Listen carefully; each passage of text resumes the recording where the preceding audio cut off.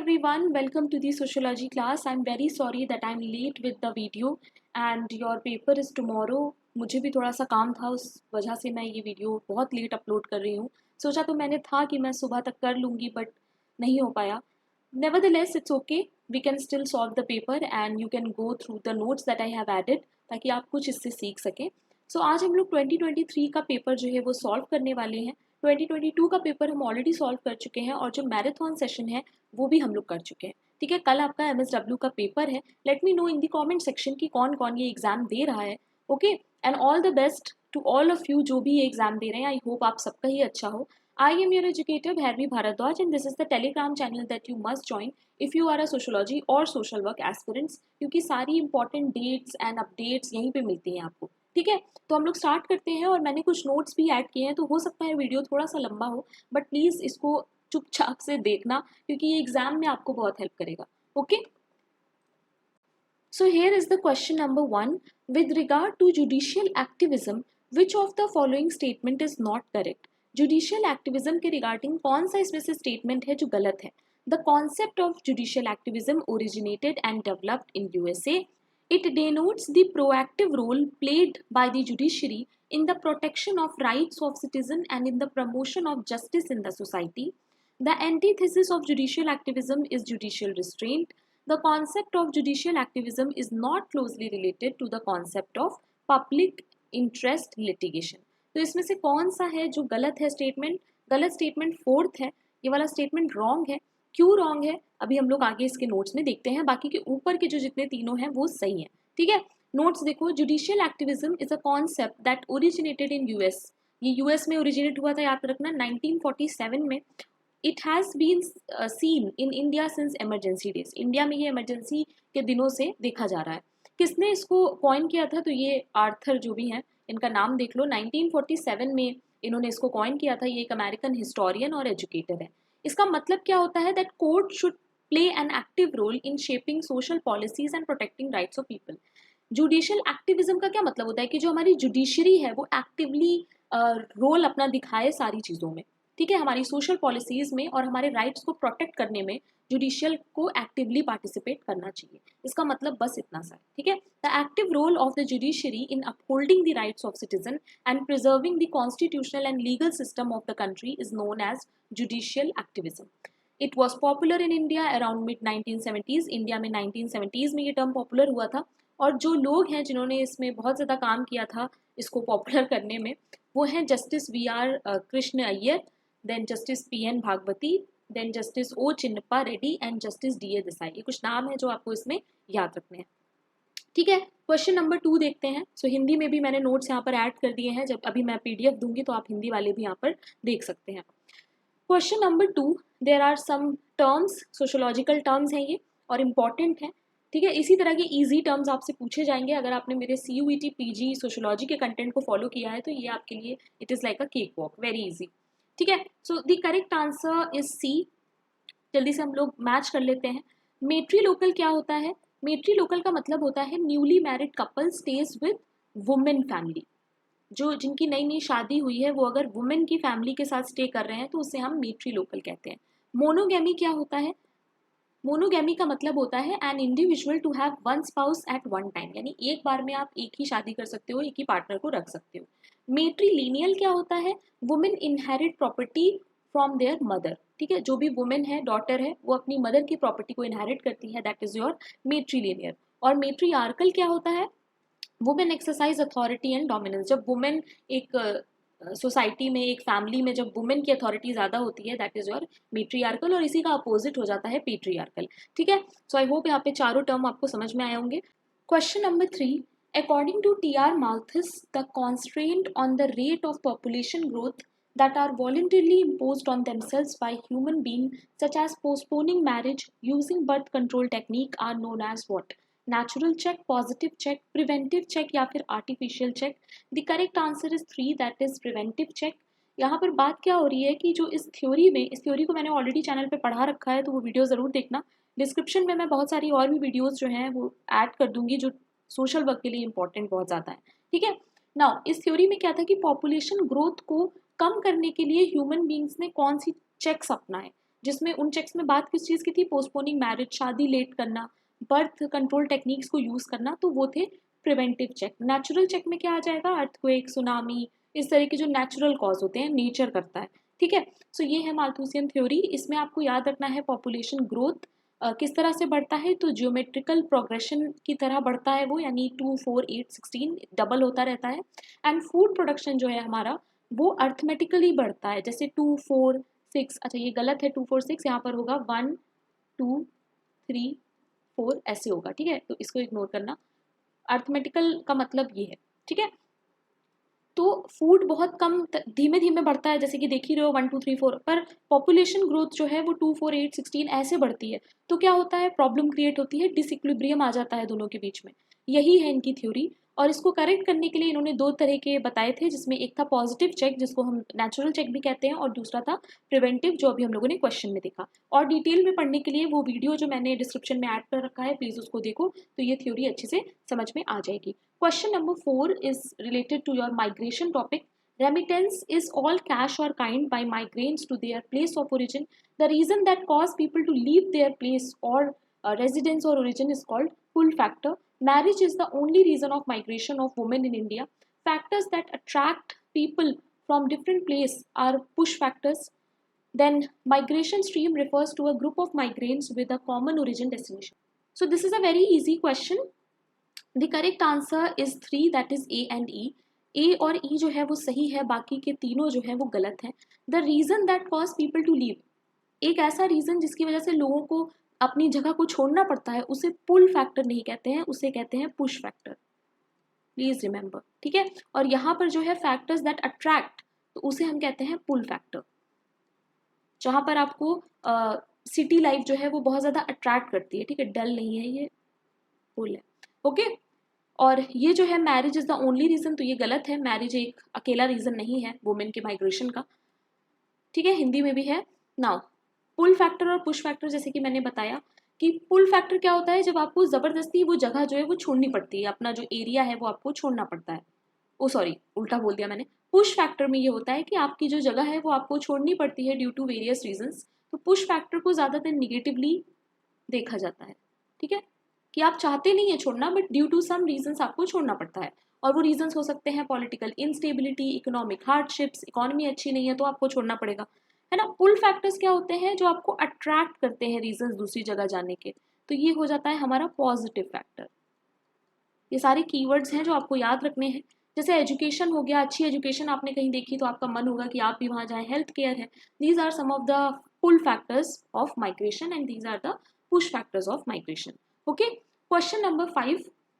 If a group of housewives are described as dependent, docile and unskillful, therefore they cannot be economically independent, the member of this group may actually behave in a way that proves this description. मतलब एक group है हाउसवाइफ्स का जो जिसमें कि ये describe किया जा रहा है कि वो डिपेंडेंट होती हैं, डोसाइल होती हैं, उनको कोई स्किल नहीं होती, ठीक है, और जब उनको ये चीज़ पता चलती है तो वो रियल में ऐसे ही बिहेव करने लगते हैं। ये क्या है, cognitive restructuring, self fulfilling prophecy, kernel of truth, या फिर scapegoating. The correct answer is second, that is self-fulfilling prophecy. Now see the notes. Self-fulfilling prophecy सबसे पहले तो याद रखो आर.के. मर्टन ने दिया था 1948 में. It is an expectation or belief that can cause your behavior, thus causing the belief to come true. यानी जो चीज़ आपसे एक्सपेक्ट करी जा रही है आप उसी को मान लेते हो और वही कर देते हो, ठीक है, self fulfilling prophecy. If you expect everything to go wrong you might put in less effort. अगर आप पहले से ये सोच लोगे कि सब कुछ बर्बाद तो होना ही है, अगर आपको ये पता है जैसे कि कल एग्जाम है, मुझे तो फेल होना ही है, तो आप वहाँ एग्जाम में जाकर बहुत ही कम एफर्ट डालोगे, अपने आप क्या करोगे, अपनी ही की हुई प्रोफेसी को आप सच मान लोगे, which means the expecting the worst bring out the worst, यानी जब आप एक्सपेक्ट करोगे बुरा तो आपके साथ बुरा ही होगा, ठीक है। कॉग्निटिव रीस्ट्रक्चरिंग क्या होता है, it is a technique that has been successfully use to help people change the way they think.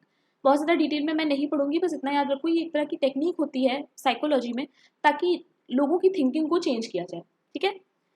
Colonel of truth क्या होता है, it is a theory posits the principle that there exist a core और nucleus of truth amongst the wild generation. देखो इसमें क्या होता है कि जितनी भी जनरलाइजेशंस होती हैं सोसाइटी में या कहीं पर भी, उनका इस कर्नल ऑफ ट्रुथ का मतलब क्या होता है कि हर चीज़ के पीछे एक ट्रुथ ज़रूर होता है, उन जनरलाइजेशंस में भी कुछ ना कुछ ट्रुथ ज़रूर होता है, ठीक है। स्केपगोटिंग क्या होता है? It is the act of blaming a person और group for something bad that has happened. जैसे अगर आपका एग्जाम खराब हुआ, लेट्स से आपने पढ़ाई नहीं करी थी, अब आपको कोई ब्लेम करने के लिए चाहिए, तो आप क्या कहोगे? मैम ने पढ़ाया नहीं था, मैम ने वीडियो बनाया नहीं था, है ना। बट पढ़ने वाले इंसान पढ़ के गए होंगे, राइट। दो तरह के ही लोग होते हैं, तो जो इस तरह के लोग होते हैं जो ब्लेम कर देते हैं वो स्केपगोटिंग कर देते हैं, इस प्रोसेस को आप स्केपगोटिंग कह सकते हो, ठीक है। और दूसरे लोग जो हैं वो अपने आप को ब्लेम करते हैं, अपनी गलतियों को देखते हैं ताकि नेक्स्ट टाइम वो इम्प्रूव कर पाए। ओके, सो स्केपगोटिंग क्या होता है कि अपनी प्रॉब्लम्स, अपने साथ जो बुरा हुआ वो दूसरे को ब्लेम कर देना। Okay, question number 7, the birthday of Swami Vivekananda. मैंने ऑलरेडी टेलीग्राम पे एक लिस्ट दे रखी है इंपॉर्टेंट डेज की, प्लीज उसे अच्छे से पढ़ो क्योंकि एग्जाम में एक क्वेश्चन तो वहां से आना है। Social justice day, national peace and tolerance day, national science day, national youth day. The correct answer is 4, that is national youth day. So social justice day जो है वो 20 फेब को मनाया जाता है। क्यों मनाया जाता है? To promote social justice. Okay, सिर्फ बेसिक पढ़ना है। इंटरनेशनल डे फॉर टॉलरेंस 16 नवंबर को मनाया जाता है। क्यों मनाया जाता है?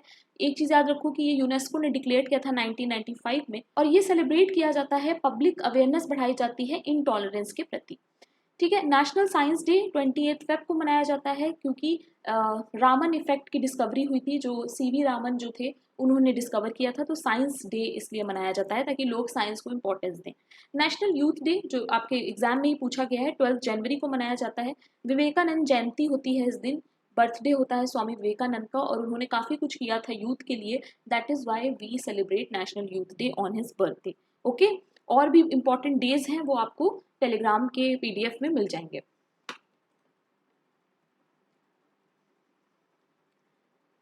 Question number 6. Which of the following state was the first state to establish Panchayati Raj on October 2, 1959? कौन सी फर्स्ट स्टेट है जिसने पंचायती राज इंस्टीट्यूट को इस्टेब्लिश किया था? डेट भी याद रखो, 2 अक्टूबर 1959। यूपी, बिहार, राजस्थान या फिर Andhra Pradesh? The correct answer is C, please remember that is Rajasthan, ठीक है। यहाँ पर मैंने बहुत से नोट्स ऐड कर दिए हैं, मैं सारे गो थ्रू नहीं करूंगी, कुछ इसमें से ऐसे हैं जो ऑलरेडी मैं मैराथन सेशन में कवर कर चुकी हूँ, तो अभी मैं पीडीएफ शेयर करूंगी तो प्लीज इसको पढ़ लेना, हिंदी में भी एडेड है।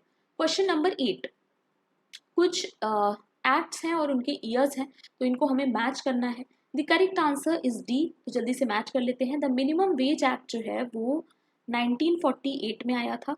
Then payment of wages act जो है वो 1936 में आया था। पेमेंट ऑफ बोनस एक्ट जो है वो 1965 में आया था, और लास्ट वाला यानी द कॉन्ट्रैक्ट लेबर आया था 1970 में। तो ये कुछ इंपॉर्टेंट एक्ट्स हैं जिनके ईयर्स आपको पता होने चाहिए। क्वेश्चन रिपीट तो नहीं होगा बट मे बी हो भी जाए, वी नेवर नो, क्योंकि एनटीए बहुत ही अनप्रिडिक्टेबल है, right. Question number 9, which of the following is not a non conventional source of energy? इनमें से कौन सा है जो कन्वेंशनल सोर्स ऑफ एनर्जी है? आपसे क्वेश्चन ये पूछ रहा है, कौन सा है जो नॉन कन्वेंशनल सोर्स है एनर्जी का? Electric energy, solar energy, wind energy या फिर tidal energy? The correct answer is A, that is electric energy. Now this is the diagram जो आपको बस याद रखना है। कन्वेंशनल सोर्सेज में कौन कौन से आते हैं? दो होते हैं, commercial, non commercial. Coal, petroleum, electricity, and non commercial में fire, wood, straw, dried dung. Non conventional में क्या आता है? Bio energy, solar energy, wind energy, tidal energy, है ना। तो ये आपको बस याद रखना है। Question number 10, the prime minister office influence the formulation of plans. The prime minister is the chairman of NITI Aayog. क्या ये दोनों स्टेटमेंट सही हैं? क्या ये दोनों स्टेटमेंट गलत हैं? एक सही है या फिर एक गलत है? The correct answer is A, both the statements are correct. Question number 11, Bijak is the collection of writings of which of the following bhakti saints? Bijak जो है वो इसमें से कौन से भक्ति सेंट की राइटिंग है, कलेक्शन ऑफ राइटिंग है? गुरु घसीदास, गुरु नानक, संत कबीर, मीराबाई? वेरी इजी, आपके सिलेबस में ही मेंशन है जो। The correct answer is Sant Kabir. Now Kabir के बारे में यहाँ पर कुछ नोट्स हैं वो आप पढ़ लीजिएगा। कुछ इनकी इंपॉर्टेंट राइटिंग्स हैं, सखी ग्रंथ, अनुराग सागर, बीजक और कबीर ग्रंथवली, इनको आपको याद रखना है, ठीक है। Question number 12, perspectives in social work, a journal was started by which of the following? एक जर्नल है जिसका नाम है पर्सपेक्टिव इन सोशल वर्क, वो किसने स्टार्ट किया था? टिस यानी Tata institute of social science, Delhi school of social work, Madras school of social work या फिर college of social work of Nirmala Niketan institute. These four are the bestest institute for your social work. The correct answer is D, that is college of social work of the Nirmala Niketan institute. ठीक है। Question number 13, how happy were you with your marriage in the initial years? This is which type of interview question?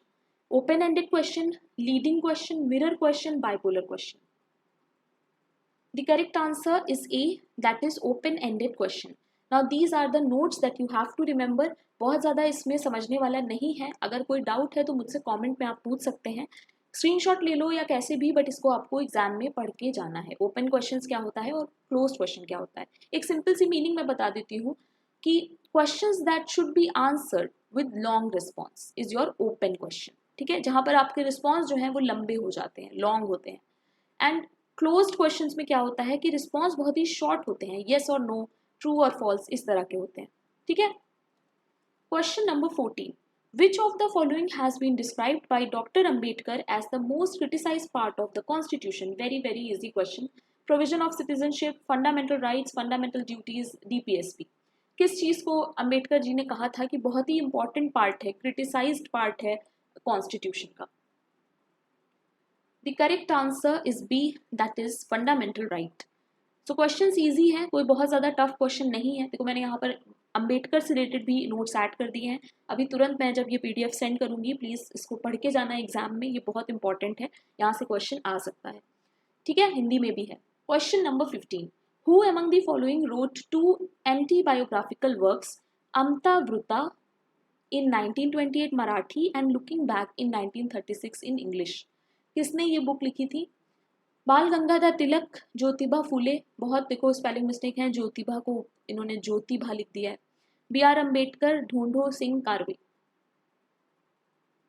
The correct answer is D, that is ढूंढो सिंह कारवे। तो उनके बारे में भी मैंने यहाँ पे नोट्स ऐड कर दिए हैं, प्लीज इसे पढ़ लेना। इनके बारे में मैंने एक पीडीएफ भी सेंड किया है टेलीग्राम पे, तो आई होप आप लोगों ने वहां से इसको पढ़ा होगा। Question number 16, communalism, secularism, apartheid और नेशनलिज्म, इस पे क्वेश्चन पूछा गया है।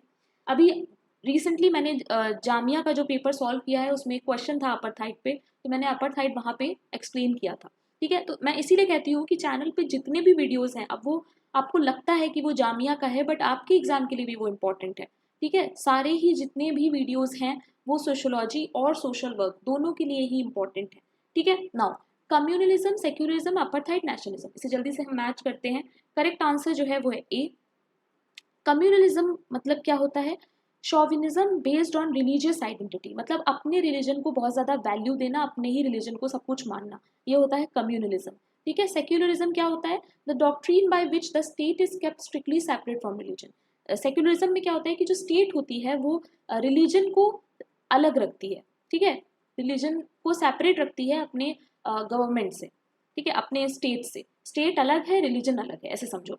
अपार्थाइड में क्या होता है? दैट सेपरेशन ऑफ रेसेस होता है, रेसेस के बेसिस पे डिवीजन कर दिया जाता है। और नेशनलिज्म में क्या होता है? Passionate commitment to one's nation, एक नेशन के लिए आप अगर कमिटेड हैं then you have a feeling of nationalism. Question number 17, which of the following initiative is not implemented by ministry of social justice and empowerment? इनमें से कौन सा है जो नहीं इम्प्लीमेंट किया जाता है ministry of social justice and empowerment के द्वारा? कौन सा इनिशिएटिव है जो वो नहीं इम्प्लीमेंट करती है? नशा Mukti Bharat Abhiyan, national fellowship for ST students, national portal for transgender या फिर Pradhan Mantri Anusuchit Jati Abhyuday Yojana? The correct answer is B, that is national fellowship for ST students. इसके बारे में मिनिस्ट्री ऑफ सोशल जस्टिस कोई भी इनिशिएटिव इम्प्लीमेंट नहीं करती है। Question number 18, who among the following has written the first biography of Guru Nanak देव? गुरु अमरदास, गुरु रामदास, गुरु अंगद देव या फिर Guru Arjan Dev? The correct answer is B, that is Guru Angad Dev. Question number 19, Question number 19. Who among the following stated that there is enough in the world for everybody's need, but there cannot be enough for everybody's greed? किसका famous quotation है ये? Guru Nanak, Kabir, Mahatma Gandhi, Swami Vivekananda. The correct answer is C, that is Mahatma Gandhi. Question number 20. The process of development of region by means of conservation and regeneration of degraded ecosystem and ecological sustainability is called what? Holistic development, ecological social work, eco-diversity या फिर eco-development. The correct answer is D, that is eco-development. Now यहाँ पर मैंने सारे ही meaning attach कर दिए हैं, so आप इसे एक बार पढ़ लीजिएगा. Question number 21. दो स्टेटमेंट दिए हैं, बताना है दोनों स्टेटमेंट सही हैं या गलत हैं, या एक सही है और एक गलत है. The correct answer here is D, that is statement 1 जो है वो इनकरेक्ट है, बट स्टेटमेंट 2 जो है वो करेक्ट है. स्टेटमेंट 1 क्या कह रहा है? The biological diversity act 2006 came into force in 2007. The act extended to the whole India. The act is being executed in 2 tiered institutional structure. ठीक है, ये स्टेटमेंट गलत है. दूसरा है कि ऑब्जेक्टिव क्या है? Conservation, sustainable utilisation, fair and equitable sharing, ये सब सही है. क्यों ये गलत है इसका नोट्स भी देख लो. 2007 वहाँ पे मेंशन था, बट ये एक्ट आया है 2002 में. ठीक है, 2002 में ये आया है, और साथ में ये टू टायर नहीं, ये 3 टायर स्ट्रक्चर है. तो ये सब चीज़ें आपको याद रखनी है. Question number 22. Which of the following committee recommended the establishment of a 3 tyre Panchayati Raj system? ये मैंने ऑलरेडी मैराथन सेशन में भी बता दिया है. Ashok Mehta committee, Balwant Rai Mehta committee, GBK Rao committee, या फिर LM Singhvi committee. The correct answer is B, that is Balwant Rai Mehta committee. ठीक है, इसी में ये बात की गई थी, ये मैंने आपको ऑलरेडी पढ़ाया था मैराथन सेशन में. Question number 23. Who among the following developed a pedagogy of oppressed? ये लॉम्बेट, पॉलो फेरे, हैंस रोजलिंग, या फिर जैन फूक.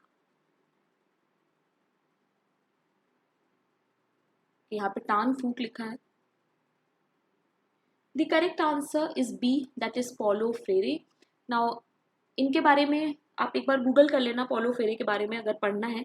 ठीक है, ये 2 स्टेटमेंट है. अब यहाँ पर बताना है कौन सा सही है कौन सा गलत है. Instrumental aggression, the motive is to harm the target. For example, a criminal may beat a person in the neighborhood for calling police when he was inflicting injury on his wife. Hostile aggression क्या होता है? The intent is to obtain certain goal or object. For example, a bully slaps a new student in the class to snatch his chocolate. What is the correct answer? The correct answer is B. That is both the statements are incorrect. क्यों है incorrect? क्योंकि यहाँ पर देखो meaning दिया हुआ है. Humans engage in aggression when they seek to cause harm or pain to another. Aggression takes in 2 forms. One is hostile and instrumental. Hostile aggression is motivated by feeling of anger with intent to cause pain.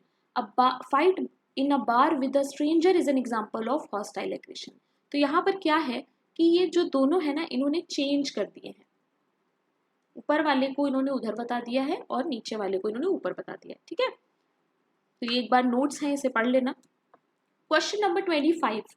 Which of the following article take care of the future citizenship needs of all Indians residing abscond? Abroad होगा I think, ये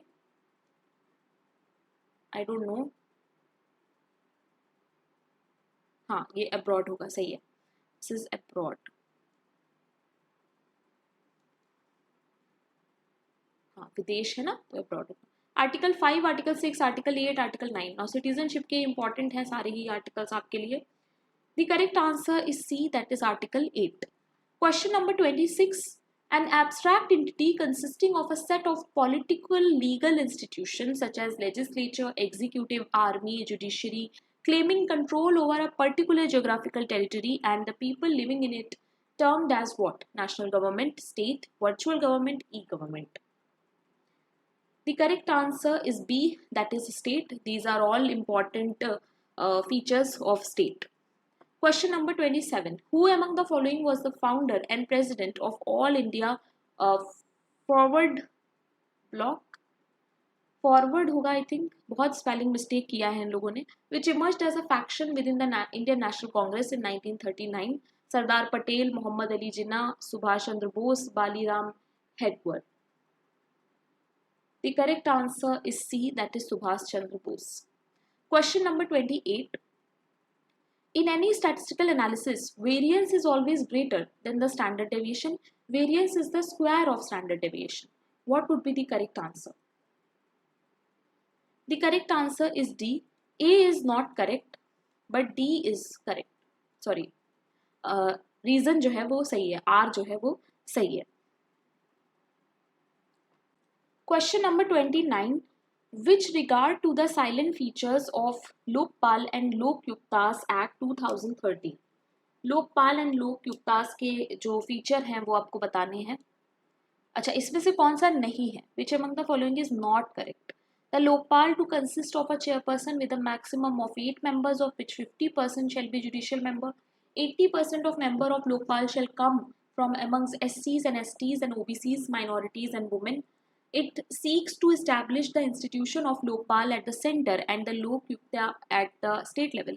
It consists provision for attachment and confiscation of property of public servants acquired by corrupt means even while the prosecution is pending. The correct answer is B. ठीक है. Question number 30. The triarch theory of intelligence given by Robert Stenberg 1985. 3 इसमें से जो elements थे वो कौन से थे, या कंपोनेंट्स थे इनकी थ्योरी के, वो कौन से थे?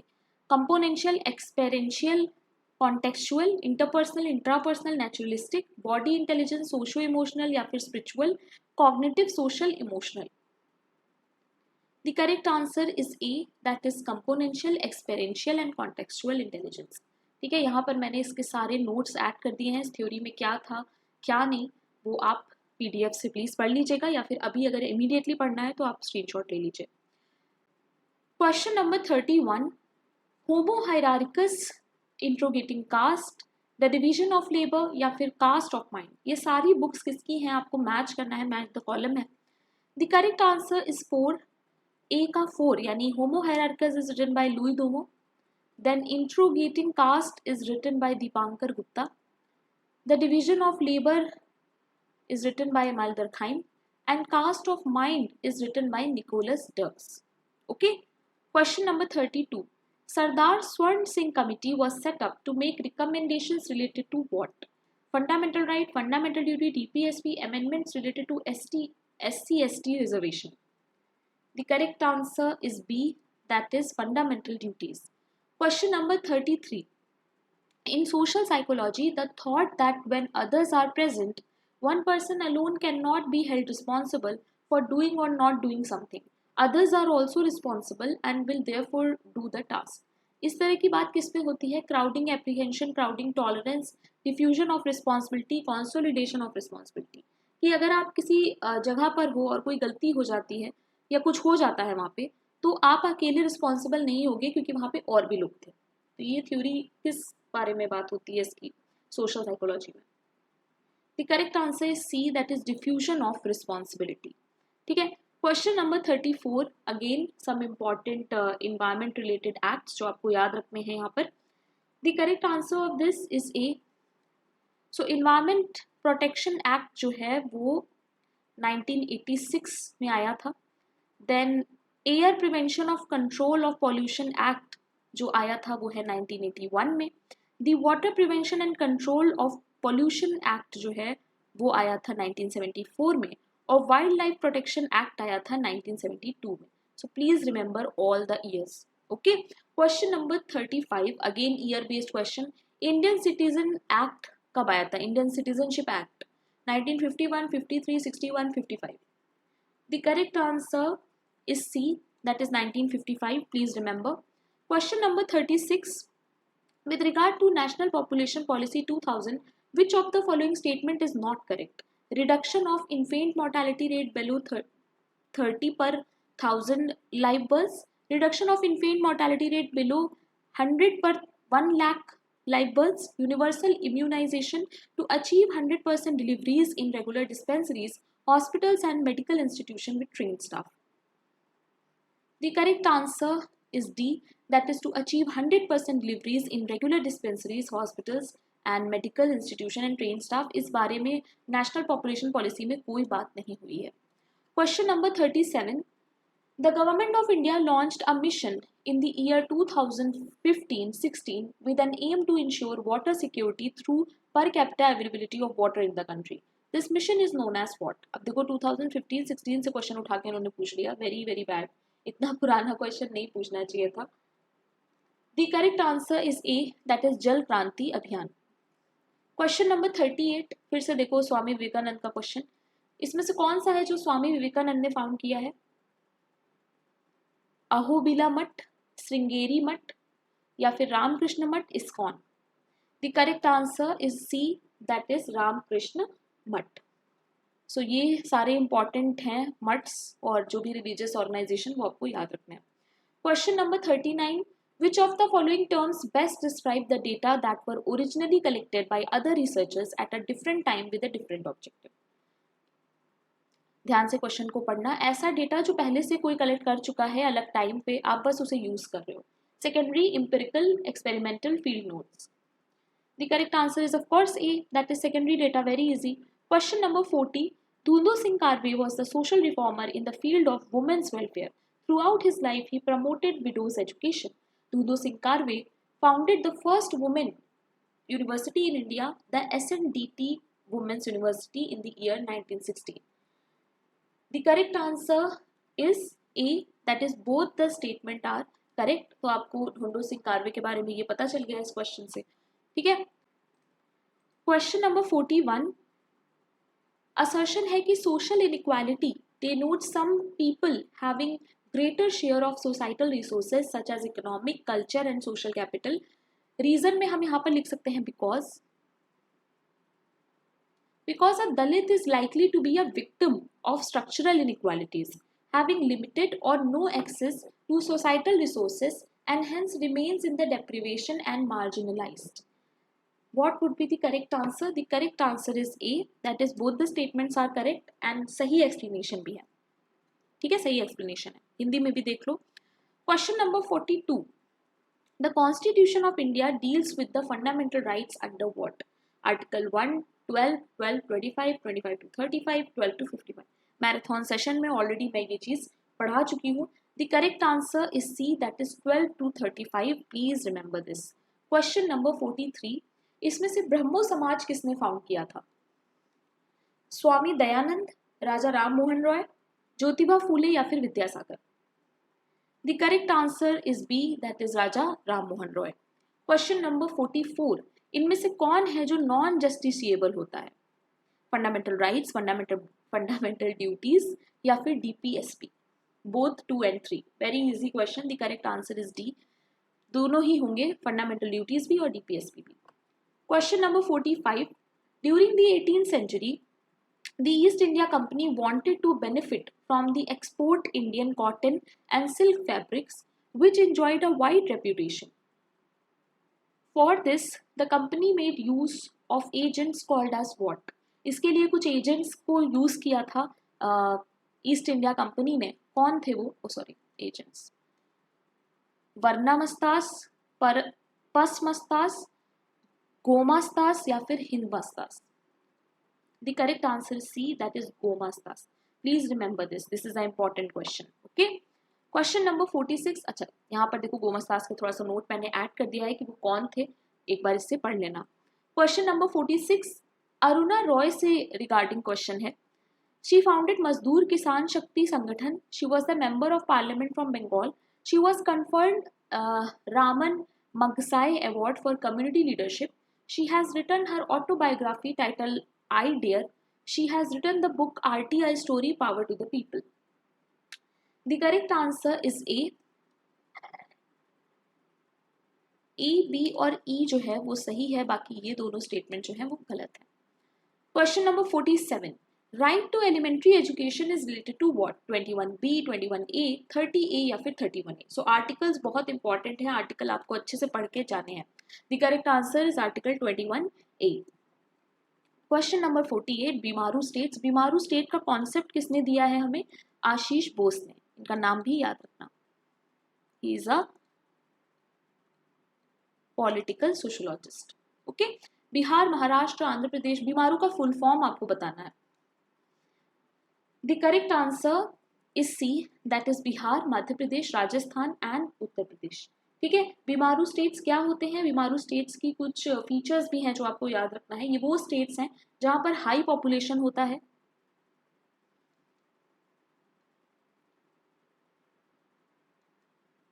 हाई पॉपुलेशन होता है, लो लिटरेसी होती है। बीमारू क्या है? बीमार स्टेट्स है ना। लो लिटरेसी होती है, इसके अलावा लो पर कैपिटा इनकम होती है,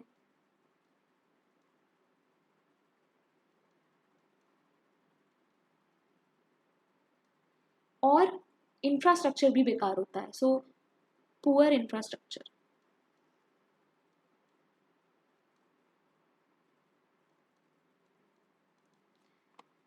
Question number 49.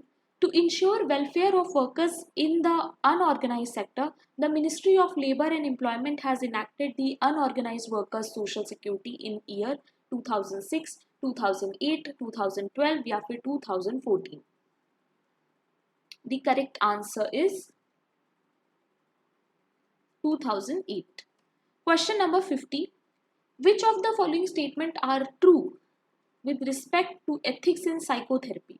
Ethics in psychotherapy की बात हो रही है। Integration of practitioner client relationship is important, seeking validation from the client to resolve therapist own inner issue is appropriate, confidentiality of the client should be maintained except in the cases of minors and terminally ill, respect for human rights and dignity should be maintained at all cost.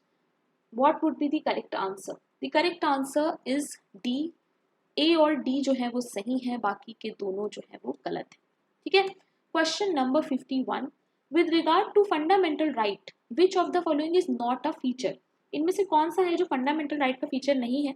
Fundamental right के features के बारे में हम लोगों ने बात की थी मैराथन सेशन में। Some of them are available only to citizen of the country, they are not absolute but qualified, they are non justiciable, non sacrosanct और परमानेंट। कौन सा गलत है इसमें से? The correct answer is C, they are justiciable. They are, यहाँ पे non लिखा है तो ये गलत हो गया। ठीक है, क्वेश्चन नंबर 52. दो स्टेटमेंट दिए हैं, पूछा है कौन सा स्टेटमेंट सही है, कौन सा गलत है।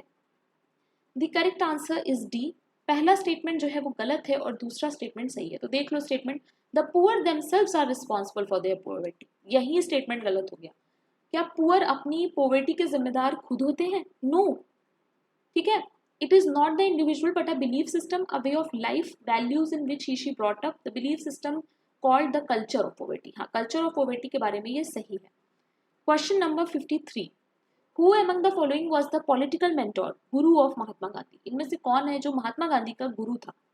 Motilal Nehru, Gopal Krishna Gokhale, John Ruskin, C R Das. The correct answer is C R Das. Okay. Question number 54. Which of the following mission has been recently initiated for the Ministry of Women and Child Development for rehabilitation of children in difficult circumstances, including orphan and destitute children? Beti Bachao Beti Padhao, mission शक्ति, mission वत्सलाएं, Janani and शिशु सुरक्षा योजना।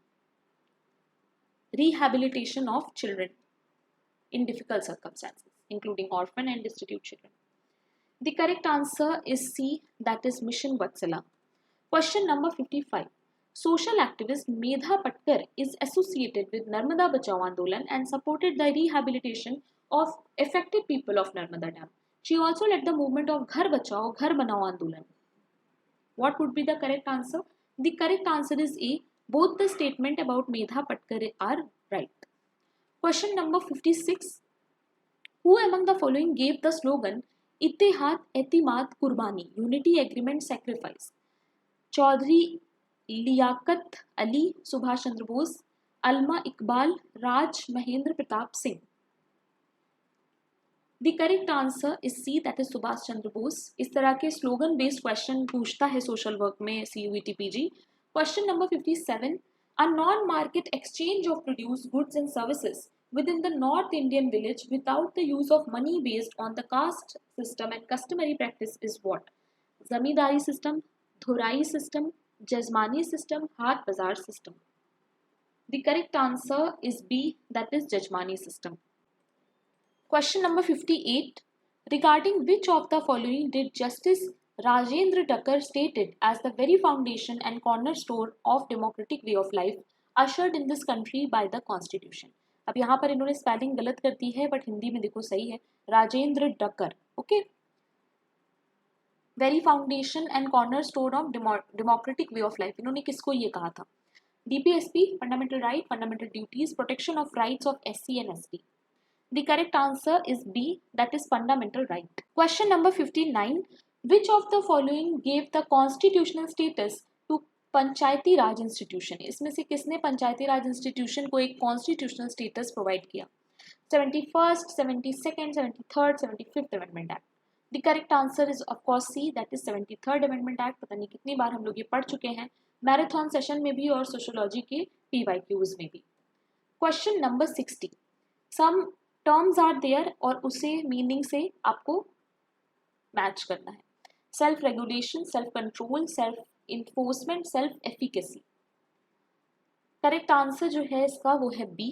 तो जल्दी से match कर लेते हैं. सेल्फ रेगुलेशन का मतलब होता है our ability to organise and monitor our own behaviour. जब हम अपने आप को मॉनिटर करके ऑर्गेनाइज करते हैं, that is self regulation. Self control क्या होता है? लर्निंग टू डिले और differ the gratification of needs, मतलब अपने आप को छोटी मोटी जो ग्रेटिफिकेशन मिलती है नीड्स से, उससे बचाना, अपने आप को कंट्रोल करना. ठीक है. सेल्फ रीइंफोर्समेंट क्या होता है? Involves rewarding behaviour that have pleasant outcome.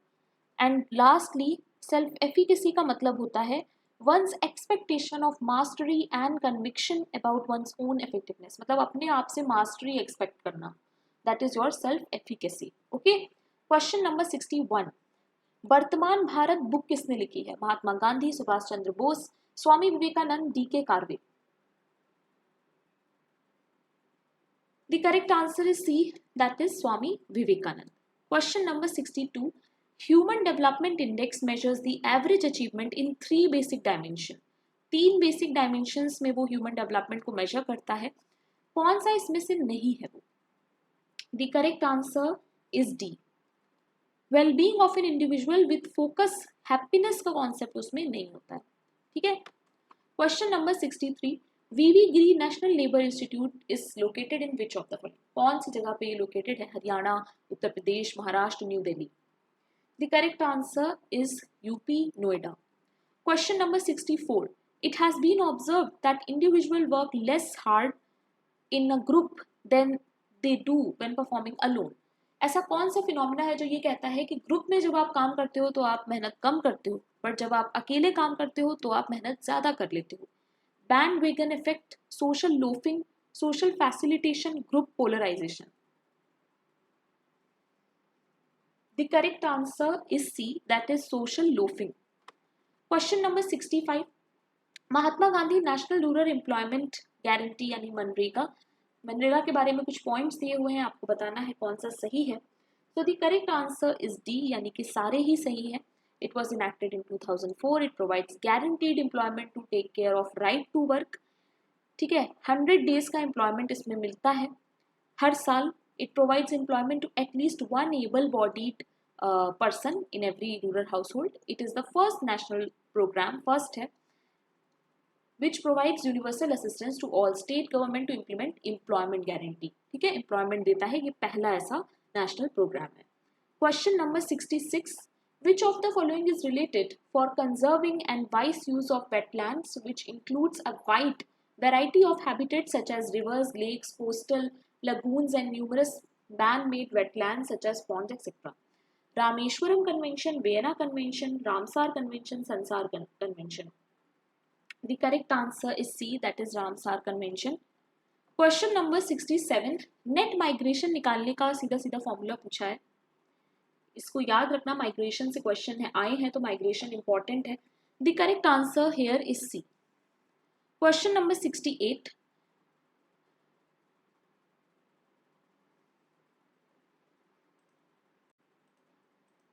Question number 68. Arjun, a class 7th student, has good academic record, but he starts trembling with fear when asked to speak on stage or in front of school children at morning assembly.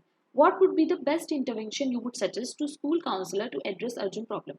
Arjun को एक problem है कि वो जब अपने academics में तो वो बहुत अच्छा है, बट जब सबके सामने बोलने की बारी आती है, स्पीक ऑन स्टेज हो या फिर असेंबली में हो, तो वो नहीं बोल पाता है, वो डरता है, ठीक है, कांपने लगता है वो डर से। तो इसको सही करने के लिए कौन से काउंसलर को कौन सा तरीका अपनाना चाहिए? Psychodynamic therapy, electro conclusive therapy, systematic desensitisation या फिर medication? The correct answer is C, that is psychodynamic therapy. Question number 69. A condition under capitalism under which social relation became expressed as relations between things is called what? Commodification, commodity fetishism, marketization, relations of production. The correct answer is B, that is commodity fetishism. Question number 70. स्वच्छ Bharat mission पे है ये question, and correct answer जो है इसका वो है B, that is A and B are correct. बाकी के ये जो दो हैं वो इनकरेक्ट है, ठीक है। Question number 71. Mahatma Gandhi the story of my experiment with truth was originally written in Gujarati. किसने उसको ट्रांसलेट किया था इंग्लिश में? गांधी जी की famous book. Ramdas Gandhi, Haridas Gandhi, Sushila Nayar, Mahadev Desai? The correct answer is Haridas Gandhi. Question number 72. Caste के कुछ फीचर्स हैं, कास्ट के बारे में कौन सा इसमें से सही है? The correct answer is D, A और ई सही है, बाकी सारे गलत हैं, ठीक है। Question number 73. Who among the following founded Bahishkrit Hitakarini Sabha? Jyotiba फूले, पेरियार, पंडिता रामाबाई या फिर Bhimrao Ambedkar? This is Pandita Ramabai, okay. The correct answer is C, that is Bhimrao Ambedkar. Please remember, ये काफी अनकॉमन क्वेश्चन है। Question number 74. The demographic transition known as population ageing is outcome of what? Increase in dependency ratio, reduction in total fertility, sharp reduction in birth rate, freedom from colonialization? The correct answer is C, that is sharp reduction in birth rate and death rate. Question number 75 and last question of the day. Radhika forgot to keep the cooked food in the fridge as she rushed to her office. She returned in the late evening and found the food is striking. She told her husband, "We should have salads in the dinner to keep ourselves healthy and fit." Which defense mechanism Radhika is using? Projection, rationalization, reaction formation, displacement? The correct answer is B, that is rationalization. So यहाँ पर मैंने कुछ important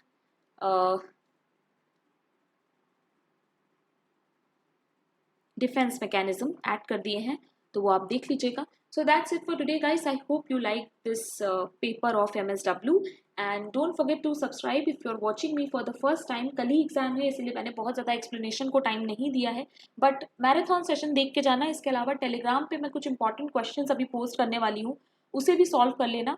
और all the very best students, I hope that आप सबका exam अच्छा हो। अच्छे से क्वेश्चंस को अटेम्प्ट करना, ज़्यादा क्वेश्चंस अटेम्प्ट करना, और सोशियोलॉजी के लिए जितने भी मॉक्स हैं मेरे चैनल पे वो देख लो अगर देख पाओ, क्योंकि एग्जाम जो है वो मॉर्निंग शिफ्ट में नहीं है, तो आपके पास थोड़ा टाइम है, तो अच्छे से रिवाइज करो, अच्छे से पेपर दे के आना एंड लेट मी नो कि एग्जाम कैसा गया। टेलीग्राम ग्रुप पे मुझे बताना। प्लेलिस्ट में आप चेक कर सकते हो, अगर आप मुझे पहली बार देख रहे हो, मैंने सब कुछ अकॉर्डिंग टू एग्जाम्स अरेंज कर रखा है। इसके अलावा this is the Telegram channel that you must join. ये टेलीग्राम ज्वाइन करना बहुत ज़रूरी है ताकि मुझे एक आइडिया रहे कि कितने स्टूडेंट्स हैं जो एक्चुअल में मेरे वीडियोस को देखते हैं। इसके अलावा ये मेरा पर्सनल टेलीग्राम है, कोई भी डाउट होता है सोशियोलॉजी से रिलेटेड या सोशल वर्क से रिलेटेड, आप मुझसे यहाँ पे पूछ सकते हो। Thank you very much guys, keep learning.